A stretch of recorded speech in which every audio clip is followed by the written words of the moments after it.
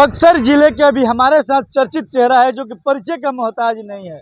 अभी बात करेंगे वक्त बिल को लेकर कि काफी एकदम माहौल बिगड़ा हुआ है। क्या नाम हुआ सर? मेरा नाम पृथ्वीराज है।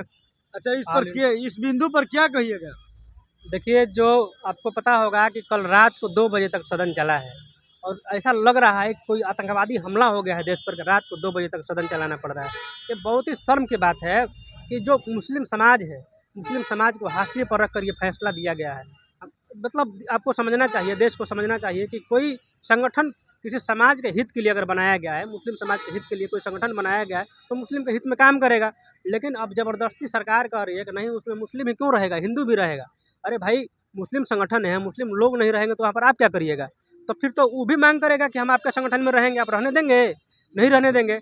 राम मंदिर बना है, राम मंदिर के ट्रस्ट में लोग दलित को नहीं बनाया, ट्रस्ट में रखा है, तो मुस्लिम मांग कर दे कि हमको भी ट्रस्ट में लोग रखेगा?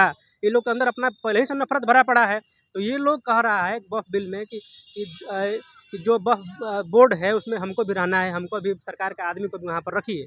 लेकिन ये कहीं से जायज़ नहीं है। जो वक्फ का संपत्ति होता है वो देश, ये जो मुस्लिम समाज होता है उनके द्वारा दान किया गया है। और मुस्लिम समाज में ये कहा जाता है कि मतलब उन लोगों का धर्म में जो भी है, ऐसा कहा गया है कि अपना संपत्ति का एक हिस्सा समाज के हित में दान करना होगा। तो जिनके पास ज़मीन है ज़मीन दान करते हैं, जिनके पास पैसा है पैसा दान करते हैं। इसलिए करते हैं कि जो समाज में गरीब लोग हैं, जो कमज़ोर लोग हैं, उनके शिक्षा पर खर्चा हो सके, उनको घर मुहैया कराया जा सके, उनको बेसिक जो बुनियादी ज़रूरतें हैं वो पूरी की जा सके, तो इसलिए दान किया जाता है। लेकिन जो सरकार है, सरकार का निगाह उन संपत्तियों पर पड़ गया है कि मुस्लिम समाज इतना संपत्ति इकट्ठा कर लिया है और कैसे भी करके इसमें हम घुस जाएंगे अगर, तो घुस जाने के बाद क्या होगा कि हम उस संपत्तियों पर नियंत्रण कर लेंगे और उसके बाद मुस्लिम समाज का जो पैसा है, उसका जो संपत्ति है, उसका ज़मीन है, अपने हिसाब से उसको हम इस्तेमाल करेंगे। ये कितना शर्म का बात है कि जो आप सोचिए कि आप ज़िंदगी भर मेहनत किए, अपना संपत्ति बनाए और कोई अब बुजुर्ग बुढ़ौती में कोई आकर आपसे छीन लेगा ज़बरदस्ती, कैसा लगेगा? तो वही चीज़ है, ये देश जो बनता है ना, सभी धर्मों को मिलाकर ये देश बनता है और देश प्यार से चलता है, खूबसूरती से चलता है, सभी धर्मों के मिल जाने से चलता है। लेकिन एक धर्म जब अगर दूसरे धर्म से अगर नफरत करने लगेगा तो ये किसका विनाश होगा? इस देश का लोगों का विनाश होगा, इस देश का विनाश होगा। ये बात हम लोगों को समझना पड़ेगा। अगर कोई पढ़ने लिखने वाला युवा है और वो जानता है कि देश का राष्ट्रीयता का विकास कैसे होता है, देश में भाईचारा का विकास कैसे होता है, और इस बात को हम नहीं समझेंगे और जो राजनीति में जो नेता हमको सिखा रहे हैं धर्म के नाम पर लड़ना, धर्म का रक्षा करना, इसके नाम पर लड़ना, तो ये कहीं ना कहीं हम अपने देश को पीछे लेकर जा रहे हैं। चाइना भारत से कई गुना आगे निकल गया है, अमेरिका का हम बराबरी नहीं कर सकते हैं। अब जो हमसे छोटा छोटा देश है वो भी आगे निकलते जा रहा है और हम बात करते हैं, आज भी धर्म के नाम पर बात करते हैं, धर्म के नाम पर लड़ाई होता है, धर्म के नाम पर नफरत हो रहा है। तो हम लोग को इसे किनारा कटना होगा और विकास का बात करना होगा, रोजगार का बात करना होगा, महंगाई पर बात करना होगा, भ्रष्टाचार पर बात करना होगा, अत्याचार पर बात करना होगा, शोषण पर बात करना होगा। लेकिन सरकार इस पर बात करने के लिए तैयार नहीं है। आपको एक जानकारी बताते हैं, रात को 2 बजे तक सदन चला है वक्फ बिल पास करने के लिए। रात 1:30 बजे अमेरिका में भी काम हुआ है और अमेरिका के काम पर भारत का ध्यान न जाए इसलिए 2 बजे तक सदन चलाया गया है। अमेरिका 26% टैक्स लगा दिया है भारत पर। भारत का सामान वहाँ पर जाएगा तो 26% टैरिफ लगेगा। तो अगर ये रात को सदन नहीं चलता तो रात में अमेरिका वाला न्यूज़ पहले आ जाता है। तो उसका न्यूज़ को कैसे दबा दिया जाए कि देश को लोग लगे कि भारत का जो मुख्यमंत्री है, प्रधानमंत्री है, वो तो अंतर्राष्ट्रीय ख्याति प्राप्त है, वो तो देश में विदेश में नाम कर रहे हैं। तो बात को छिपाने के लिए रात को 2 बजे तक सदन चलाया गया और ये दिखाया गया कि मुस्लिम वक्फ बिल में हम पास कर लिए हैं। लेकिन अमेरिका वाला खबर आप नहीं पढ़े होंगे कि अमेरिका भारत पर टैक्स लगा दिया है, अब महंगाई बढ़ने वाली है।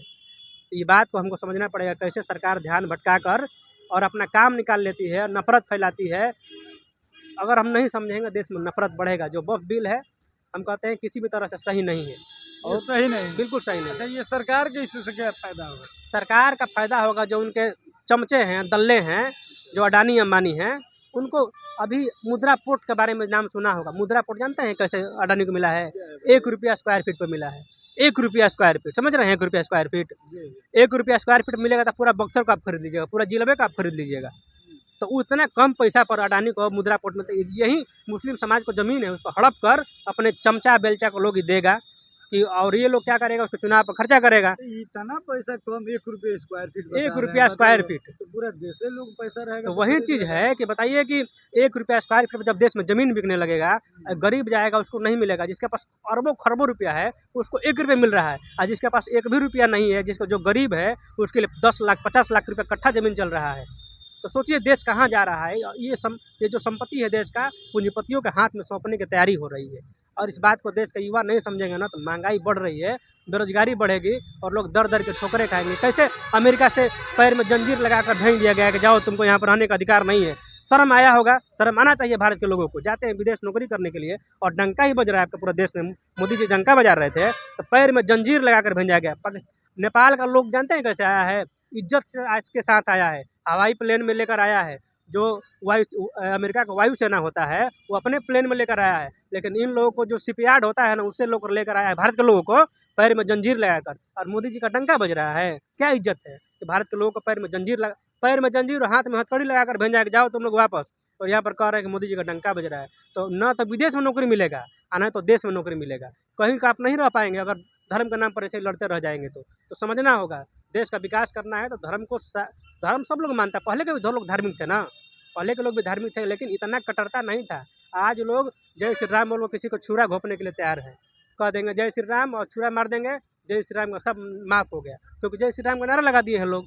तो ये से नफरत देश में बढ़ते नजर आ रहा है। तो इस नफरत से निपटने के लिए एक ही उपाय है, प्रेम, भाईचारा। ये लोग हमको बढ़ाना पड़ेगा।